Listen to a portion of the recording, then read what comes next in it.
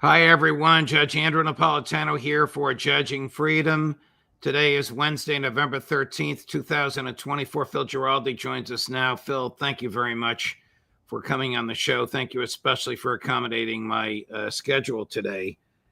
I originally wanted to talk to you, and the title we gave for this subject was Donald and Bibi, Who Has the Upper Hand, and we'll get to that. But the breaking news in the interim having to do with people that the president-elect intends to nominate to very significant offices once he is sworn in has obviously captured the interest of most of our viewers and of you and me and our colleagues. I do want to start with this so-called football, it's really soccer, riot in Amsterdam. According to Max Blumenthal, the Mossad drove or flew and escorted about 100 Israeli soccer hooligans and protected them as they rampaged through the streets and taunted fans from the other side. Some of them injured people, many of them damaged property. 10 of them were arrested. The Mossad got all of them sprung, and they're all safely home. You wouldn't know any of that from reading the Western media. The Western media referred to it as an anti-Semitic race riot. The New York Times actually apologized for that. Does any of this surprise you, my dear friend? No, obviously this was something that was a bit of a setup.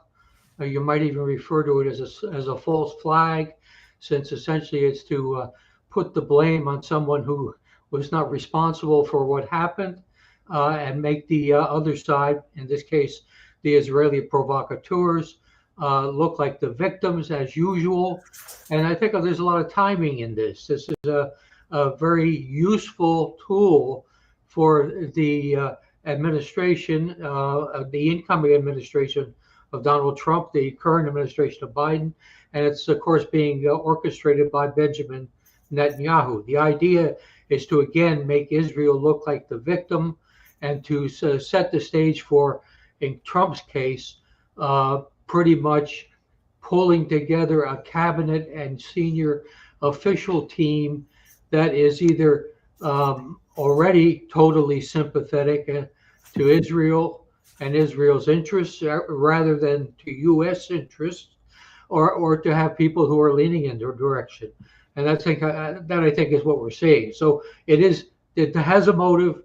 Israeli media is reporting exactly what you said, that Mossad was involved directing this, and the whole thing has its roots in politics. Doesn't the Israeli public see through this? Don't they see Netanyahu's trickery, chicanery, lies, and deceptions? Sure, they do. But the fact is that they believe in this case the end justifies the means, which suggests to them that because we want to basically get rid of the Arabs, there's a very strong sentiment in that direction among Israeli citizens.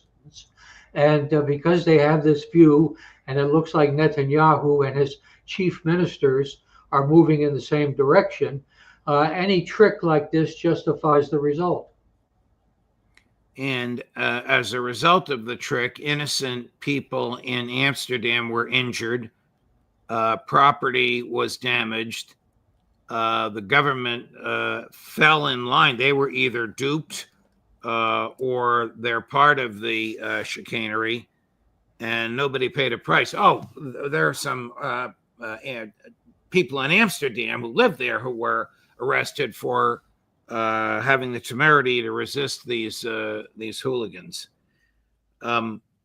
Moving on, I can only imagine what your thoughts were when the Trump transition announced the appointment of Elise Stefanik as the U.S. ambassador to the UN. She is probably, and this is going some, the most committed Zionist in the House of Representatives as we speak. I think that's absolutely correct. She led the witch hunt for anti-Semites at American universities, which have done so much to shut down free speech in the entire university system in this country. This is disgraceful. It's disgusting. The fact that this woman is going to the UN, this is a replay of Nikki Haley, only 10 times worse. I think it's outrageous. I think it's disgusting. I would love to see Congress refuse to approve her appointment, but of course, Congress is in bed with her completely. This is a revolting development, almost as revolting as several other appointments coming up, State Department and Department of Defense. Right. We'll get to those in a moment. I suppose it is just fanciful to expect that some members of the, I don't know what committee it is, the Senate Foreign Relations Committee, would grill her on her overt attacks on the freedom of speech by the manner in which she interrogated the college presidents, 2 or 3 of whom, within days of her interrogation, stop, Chris, my dog Chris, not the producer Chris, resigned.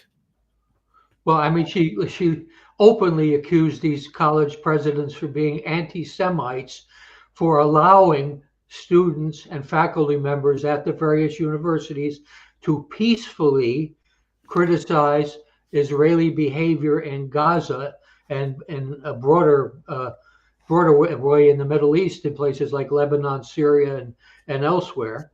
And she called them anti-Semites. And you have other cabinet people that have been promoted that have been playing the anti-Semite card in their various constituencies. So this seems to be a pattern among the people that Trump or whoever is advising him are pulling together.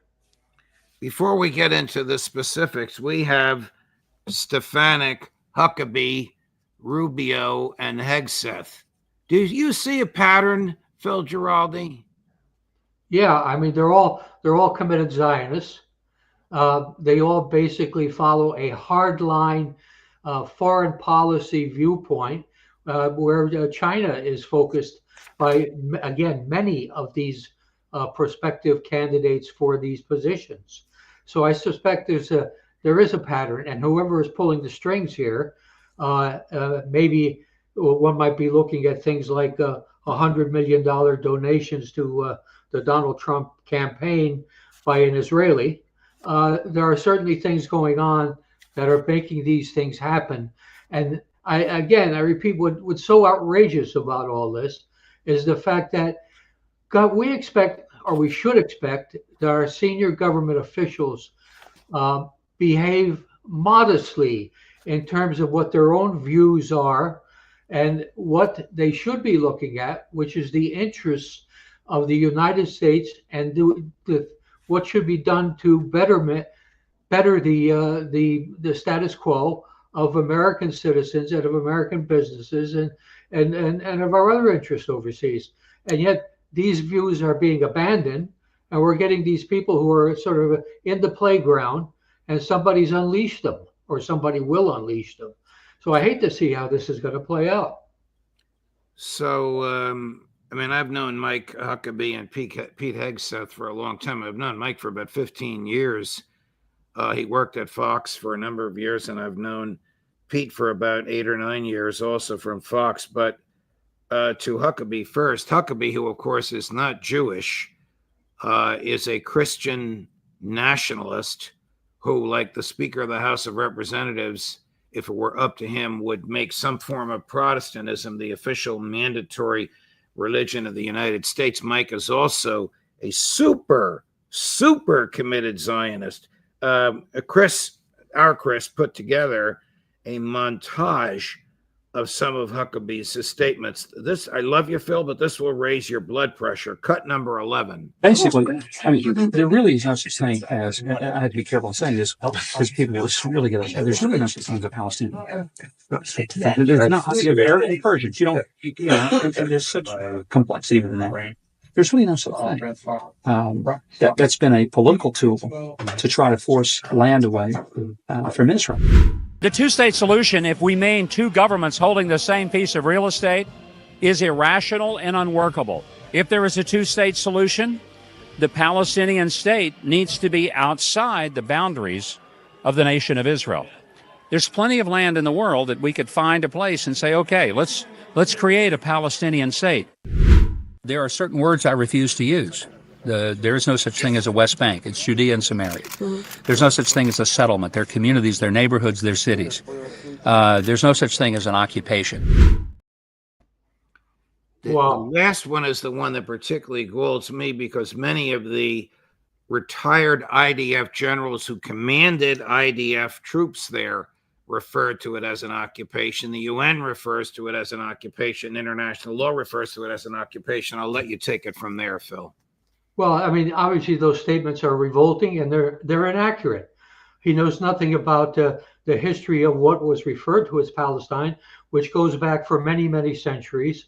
And Palestine was a region it was governed out of Syria by the Ottomans, out of Damascus. But the fact is, it was referred to as Palestine. And I have maps here in my house that date from the 18th century that show Palestine. So I guess the people living there were not Palestinians. There were some interlopers who had been there for more than 1,000 years, but that wasn't good enough for a guy like Huckabee. The thing that gets me about this a-hole is occasionally on the internet, radio, and television, he appears with these ads hustling money for Holocaust survivors. I mean, this is another one of his favorite games about the Holocaust and about these survivors. They must all be 100 and something years old by now. And he's constantly hustling on behalf of Christian and Jewish organizations for money. This guy, there is no low point that this guy will not sink to. So you know what can be expected from him as ambassador. I guess he hopes to be the conduit between Netanyahu and Trump. But before we get to Netanyahu and Trump, how sick to your stomach were you when you read that the next Secretary of State is likely to be, I don't know if this was a trial balloon. If it was, it didn't go over very well, or a legitimate leak of an actual plan, that the next Secretary of State would be the Neocon Zionist, according to Anya Parampil, terrorist, because of what he has caused to be funded and done in Latin America, Marco Rubio. Yeah, Rubio, again, is about as low as you're going to get.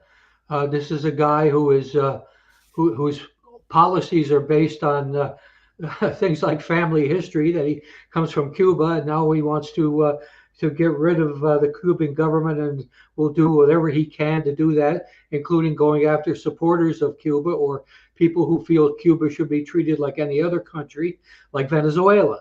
So he's been behind efforts to support what we would consider terrorist groups in those countries to basically destabilize them and bring about the solution that he wants.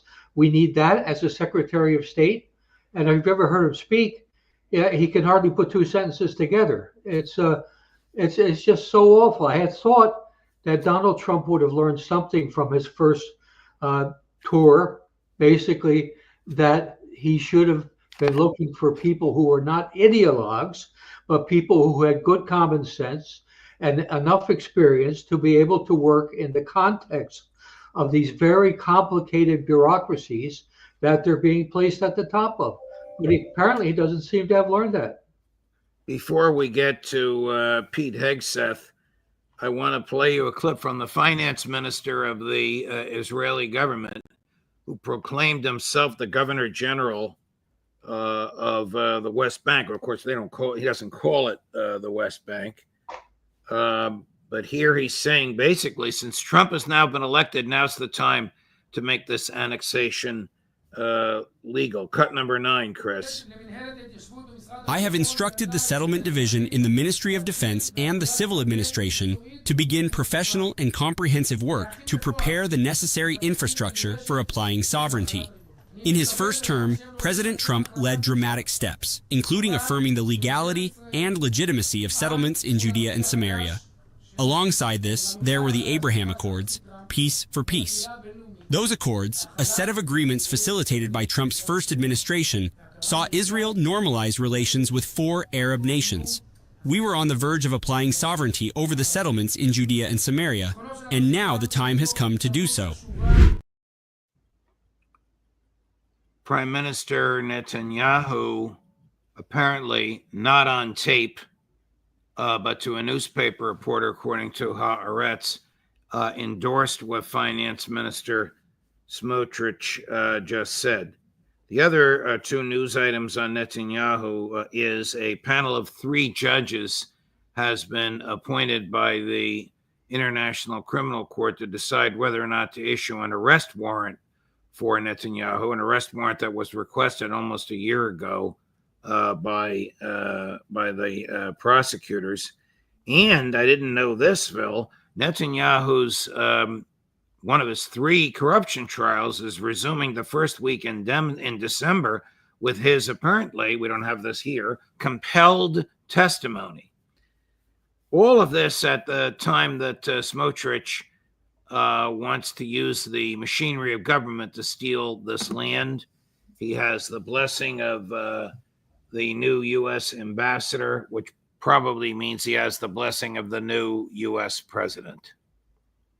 I would think that's a given. And I think he has the blessing of Joe Biden.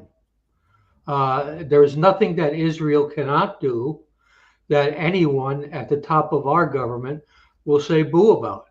They promised 30 days ago that if Israel continued to starve the Palestinians, the United States would take action to limit the weapons that are being provided and the money. And now what's happened? They've decided that no, they're not going to bother to do that. That's Joe Biden.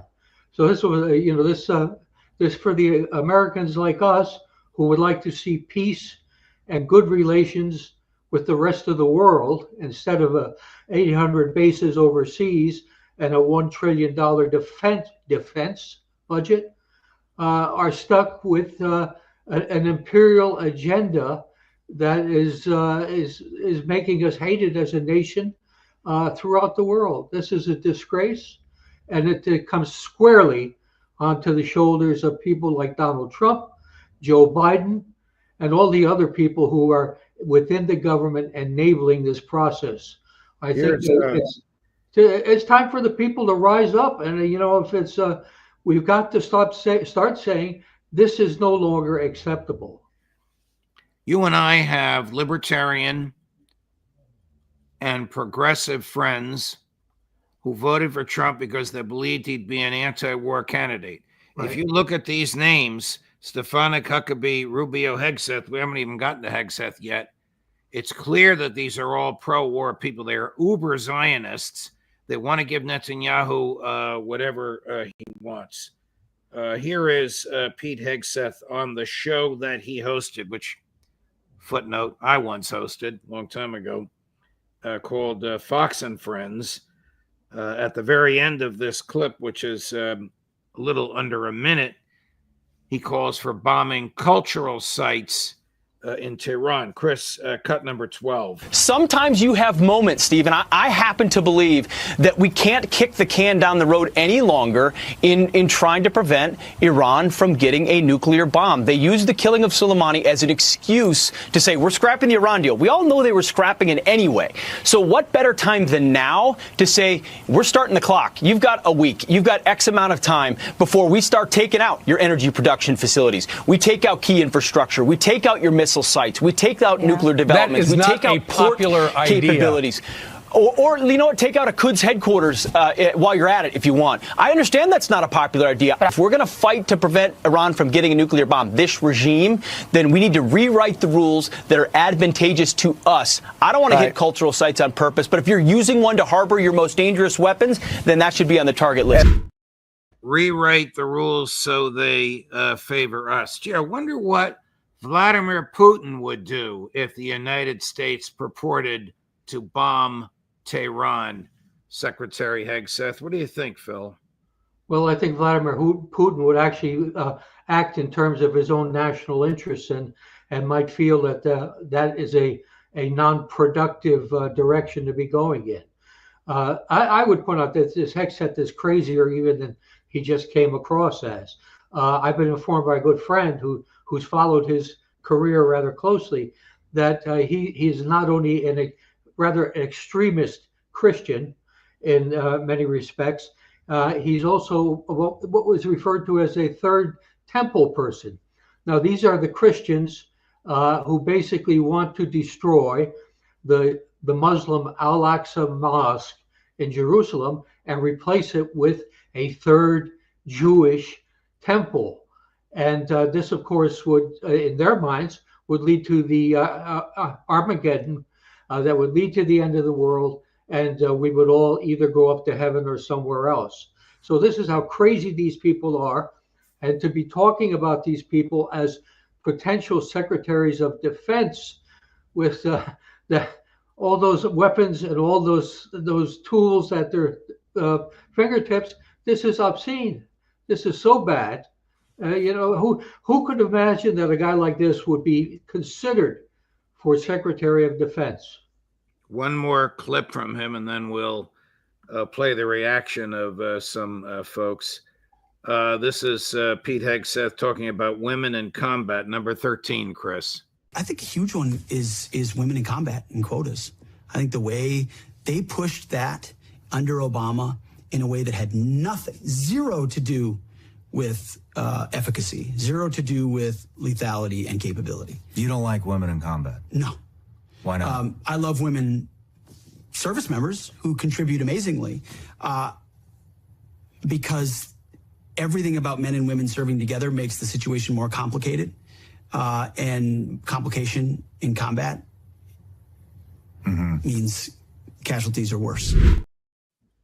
Is there a basis for that, or is this just his cultural conservatism?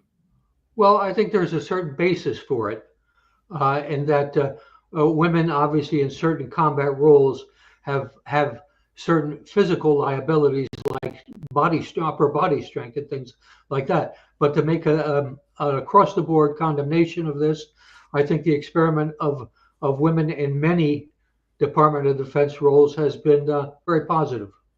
What do you think is the big picture here with Donald Trump appointing these neocons, warmongers, and Zionists to these sensitive positions? I don't know if the Rubio thing is going to happen or not, but Stefanik, Huckabee, and Hegseth have formally been announced. What do you think is Trump's game here? Did he materially mislead the American public during the campaign?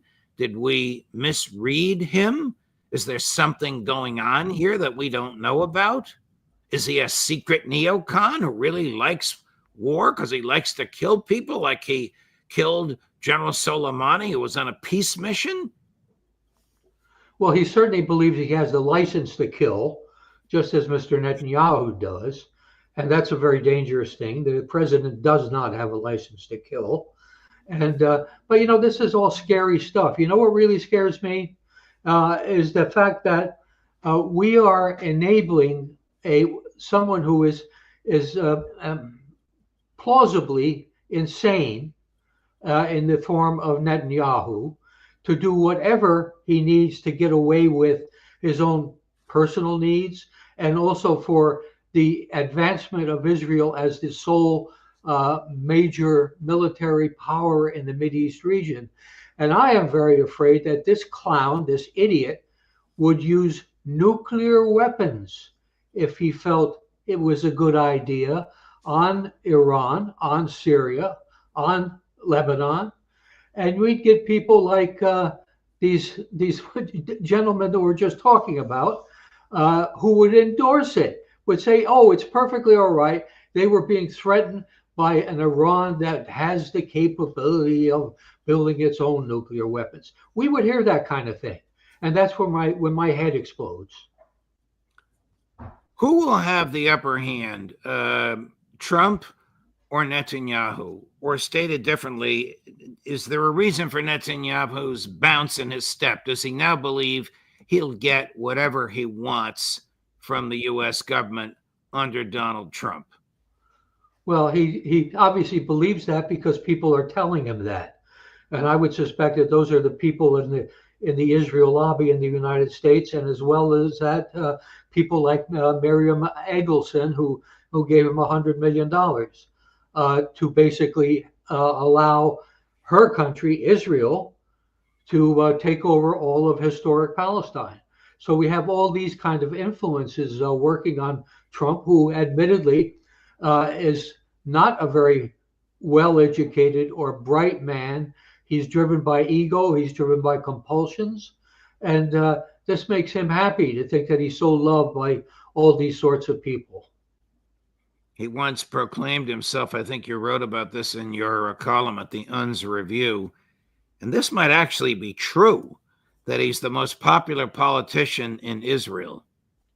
Yeah, he said he could get elected to high office in Israel instantly because he's so popular. I guess he forgot that he's not Jewish and therefore he's not eligible for the office. Well, I did say he's not intelligent. Thank you, Phil. Always a pleasure. I appreciate you moving your usual time to accommodate my needs. No matter what we talk about, it's a pleasure to hear you and be able to pick your brain. All the best, my dear friend. Okay, well, have a good debate today. Oh, thank you. Thank you. All right, bye. Bye.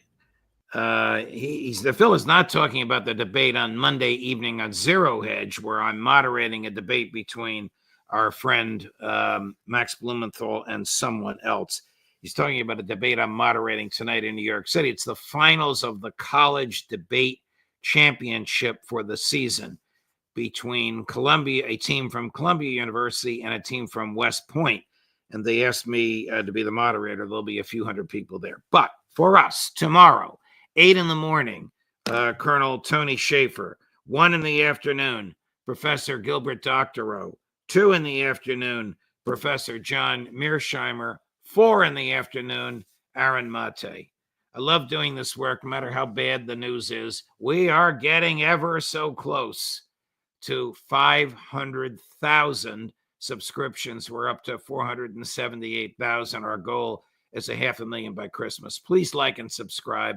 Help us to spread the message, especially these dark days when the message so dearly needs to be spread.